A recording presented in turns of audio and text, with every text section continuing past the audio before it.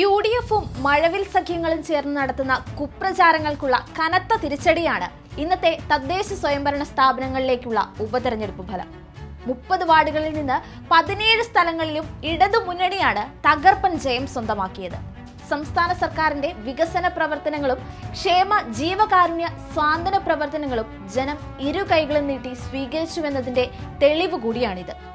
അതോടൊപ്പം ചേർത്ത് വായിക്കേണ്ടതാണ് ബി.ജെ.പിക്ക് യാതൊരു നേട്ടവും ഉണ്ടാക്കാൻ സാധിച്ചില്ല എന്നതും. ഇത് കേരളമാണ്.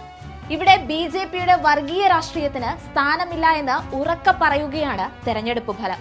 തിരുവനന്തപുരം മുതൽ കാസർഗോഡ് വരെ വയനാട് ഒഴികെയുള്ള ജില്ലകളിൽ നടന്ന ഉപതെരഞ്ഞെടുപ്പിൽ ചുവപ്പ് തരംഗമാണ് ദൃശ്യമായത്.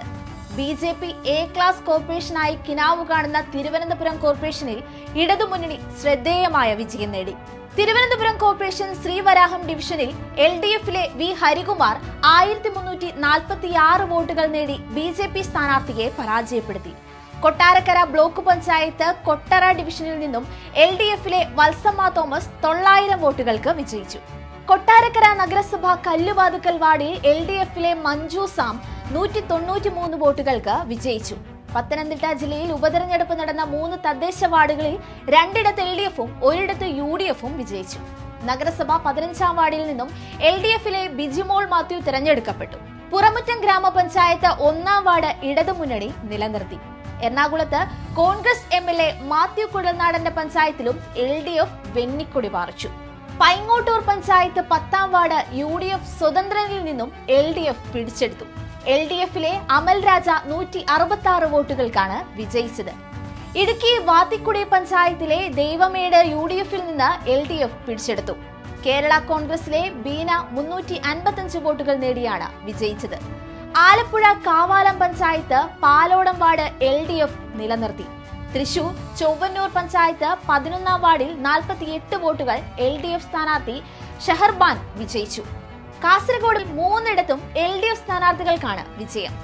കോടാമ്പേളൂർ പഞ്ചായത്ത് 5 വാർഡിൽ എൽ.ഡി.എഫിലെ സൂര്യഗോപാലാണ് വിജയിച്ചത്. മടിക്കൈ കയ്യൂർ ചീമേനി വാർഡുകളിൽ നേരത്തെ എൽ.ഡി.എഫ് എതിരില്ലാതെ തെരഞ്ഞെടുക്കപ്പെട്ടിരുന്നു. പാലക്കാട് മുണ്ടൂരിൽ കീഴ്പ്പാടം വാർഡ് 346 വോട്ടുകൾക്കാണ് എൽ.ഡി.എഫിലെ പ്രശോഭ് വിജയിച്ചത്. ഇവിടെ എടുത്തു പറയേണ്ട മറ്റൊരു കാര്യമാണ് തിരുവനന്തപുരം പാങ്ങോട് SDPI ജയിച്ചത്. പാങ്ങോട് പഞ്ചായത്തിലെ പുലിപ്പാറ സീറ്റിലെ SDPI വിജയം യു.ഡി.എഫിനെ പ്രതിക്കൂട്ടിലാക്കുന്നുണ്ട്. യു.ഡി.എഫിന്റെ സിറ്റിംഗ് സീറ്റാണ് അവർക്ക് നഷ്ടമായത്.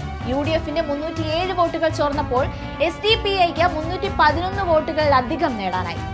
SDPIയുടെ വിജയം യു.ഡി.എഫ് വോട്ട് മറിച്ചാണെന്ന് ഇതോടെ വ്യക്തമാവുകയും ചെയ്തു. കഴിഞ്ഞ തവണ 3ാം സ്ഥാനത്തായിരുന്ന ഇടതുമുന്നണി 169 വോട്ടുകൾ അധികം നേടി ഇത്തവണ രണ്ടാമതെത്തി. പാലക്കാട് ഉപതെരഞ്ഞെടുപ്പിലടക്കം വർഗീയ ശക്തികളുടെ വോട്ട് നേടി വിജയം സ്വന്തമാക്കിയ യു.ഡി.എഫിന്റെ അഡ്ജസ്റ്റ്മെന്റ് രാഷ്ട്രീയം കൂടിയാണ് ഇവിടെ തെളിവാകുന്നത്. കേരളം വൻ വികസനത്തിലേക്ക് കുതിക്കുന്നതും വ്യവസായ സൗഹൃദമായി നിലകൊള്ളുന്നതും ജനം കാണുന്നുണ്ട് എന്നതാണ് ഈ തെരഞ്ഞെടുപ്പ് ഫലം തെളിയിക്കുന്നത്.